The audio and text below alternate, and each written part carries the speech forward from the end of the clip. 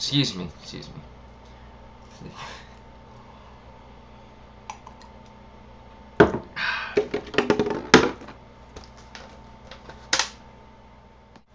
Whoa. What's up, guys? It's been a while. I hope you guys are having a good summer. Hope your fucking summer's awesome. Mine is crazy. Look at this shit. You want to know? I'll just give you the synopsis. I'll give you the short story. I went to Hollywood with my girlfriend for a friend's party, and I was riding a mechanical bull, at this bar called Saddle Ranch, and I was holding on for so long. Like, I was using like all my fucking like adrenaline and all the shots that were in me. I was like, fuck yeah, I can hold on forever. And I was like holding on for almost a minute, like I think around 40 seconds. And finally he just like flung me like crazy, and I severely sprained my wrist. Like the worst sprain you can have. Like I couldn't even turn the steering wheel on my car. It fucking hurt so bad. Fuck. And then what else is going on? Fucking I have work like so much. I work like from 8 to like 2, and then I have another job from like 2 to 6, and then I have school. I have summer school, and I'm using the GI Bill for that, but it's fucking so much. And yeah, anyways, so the video, I am doing like a Q&A kind of thing. I just wanted to like throw out a quick little video because I've been super fucking busy, but I just took some questions here from some of you guys have left on my channel in the past couple videos, like the past couple weeks, and I'm just gonna answer some of them. Some of them I've kind of already touched on in my past videos, but I figured, you know, maybe I'll go into more detail or something right now. So King Samson asks, thoughts on the Air Force, and would you ever join? Funny story, funny question there, Samson, because actually so right when I graduated high school in June of 2009, and right after I graduated, I went to the Air Force recruiter's office. That was my first ever recruiter I went to, and I basically went in, and like he barely fucking talked to me, and he just gave me this packet and was like, fill out all this paperwork and come back, and then you know, we'll help you out. And I was like, I looked through all the paperwork. I was like, you know, I was 18. I didn't want to like do all that shit, and like he didn't even tell me anything I wanted to know. And the Navy recruiter was right next door. So I was like, Mom, let's go to the Navy one. So we went into the Navy one, and like the recruiters there were like super friendly or whatever, and they were like telling me all this shit about the Navy. And I was like, damn, like these dudes are dope. And like I took my practice ASVAB that day in the recruiter's office, and then from there on I fucking went Navy. But my first branch, the first office I went into was the Air Force. But anyways, about the Air Force, like we're all the branches, like the Navy, Marines, Army, we all fucking don't like the Air Force, or we call them the Chair Force. But it's not really, it's just some of it's jealousy, because they have like the best fucking facilities, the best barracks, they have the best living conditions. They don't really like get deployed that much. And when they do, they go to like Germany or fucking Italy or some shit. But I know some people, a lot of them go overseas too, like to the Middle East, but mostly it's pretty chill job. Anyways, next question. How much storage space do you get on an aircraft carrier? I'm coming from A school. That was AXXZ Javon something. So how much storage space do you get on a carrier? Well, the storage space is the same. In boot camp, that's how much storage. In Iraq in boot camp, that's how much you get on a ship. It's the same if you're on a small boy, like a cruiser or destroyer or frigate, and it's the same if you were to be on an aircraft carrier. The only thing that you get more that's different from boot camp is you also get your bunk, right, that flips up, and then you also get, when you're on a ship, you get a locker, like a stand-up locker, where you can hang your like garment bag and put your bags and some extra shit that you have. But really, you don't have that much shit. So like, be smart when you're packing, when you're going on your first deployment. I think I have a video. I'll leave a link for it in the description, or I'll pop it up or whatever. But I have a video that I talked about like what to bring on deployment, so I'll link you guys to that if you want to know. Let's see, Christian Crane. How did they wake you up at boot camp?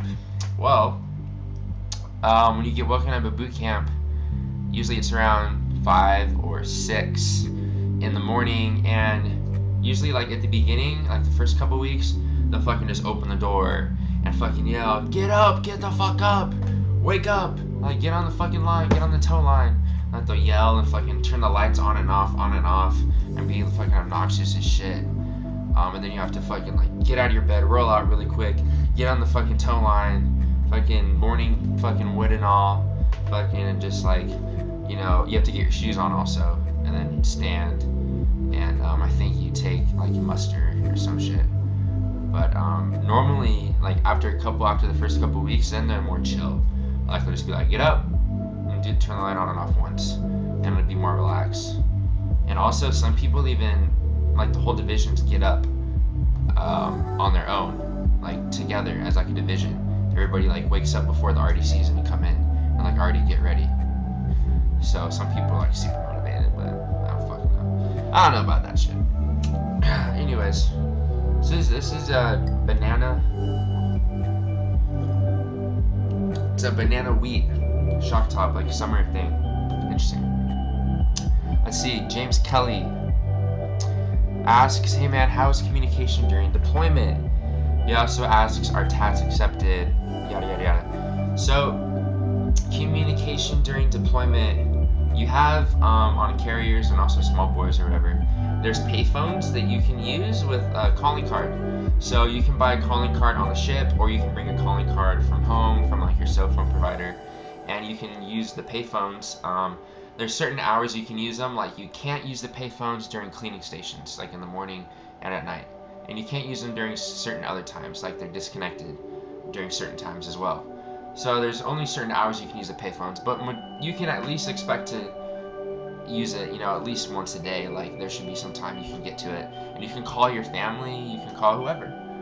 Just like don't hog them, because sometimes there's a line, so like don't take too long if there's somebody waiting. You know, like don't be rude and take like 20 minutes. You know, just like call your mom or girlfriend or whatever, take like 5-10 minutes, talk to them, and then yeah. You can also email on the ship.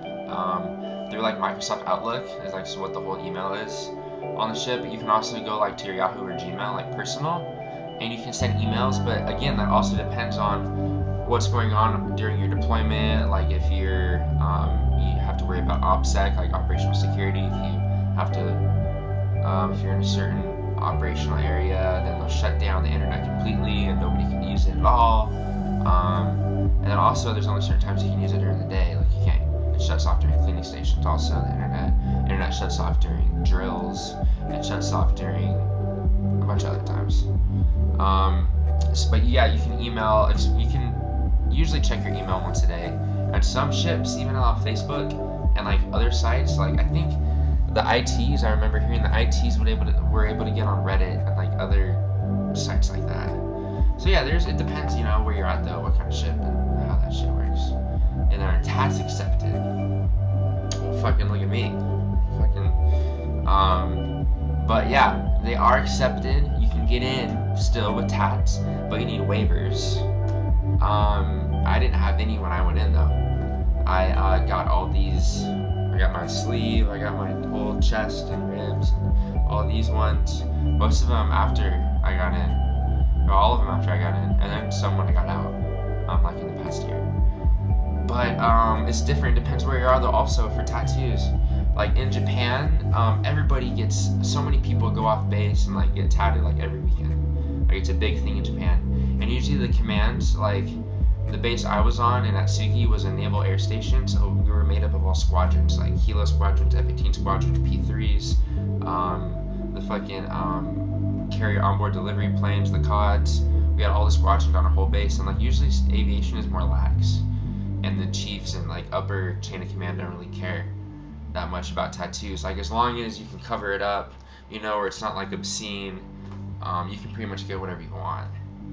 Now if you're back in the States, like say stationed in Virginia or some more like anal places, you know, where it's more like Chicago, where it's more Joe Navy, There's probably more standards, like you probably want to be able to go get a sleeve if you're stationed in fucking Chicago, like you could in Japan. I'm sure it's different, but again, you gotta feel it out. You gotta feel out your command and wherever you're at for that. And then, last question by Micaiah Morligan. Probably fucked that up. She asks, what does an undesignated sailor do? I've looked up some things but couldn't find anything solid on it. Well, Micaiah, undesignated sailor. I'll just give you an example. You can go. There's you can be an undesignated airman or an undesignated seaman or undesignated fireman, right? There's all those different ones. So I'm just gonna talk about being an undesignated airman because I was aviation myself. So if you were an undesignated airman, you would either go to a ship and you would be thrown into either you'd be a blue shirt. If you're an undesignated airman, if you were thrown to a ship, you'd be like a blue shirt. So you'd be driving around the tow tractors, and then eventually you'd be qualified to be a yellow shirt, where you direct the jets and planes. Or you can also get thrown into the gear dogs, and they're the ones that do all the arresting gear. The arresting gear is the stuff that catches the F-18's tailhook when it lands on the flight deck. You can also get thrown into a bunch of other different divisions. But basically, you'll be undesignated doing a lot of the bitch work wherever you're at for at least a year before you can strike or figure eight. If you go to a squadron undesignated, like where I was, you're going to be sent most likely to the line shack. So the line shack does like all the aircraft washes. We do all the daily turnaround inspections. We also start up the helicopters. So we do all the hand signals in front of the helicopter for the pilots. And we also like send them off on deployment. We do all the launching and stuff. So that's what the line shack does. If you're an undesignated airman, that's where you'll go. And then from there you can pick either AO, AT, AE, AM, what else, or AD. So you can strike one of those rates after, once you make E3 and once you're eligible.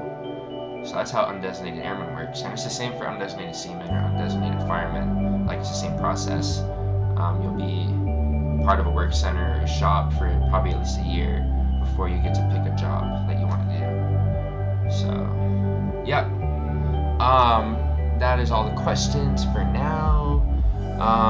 I hope you like the new camera. It's fucking like HD, 1080p shit. So you fucking see me in HD. Solid. So I'm gonna finish this beer and I'm gonna upload this video and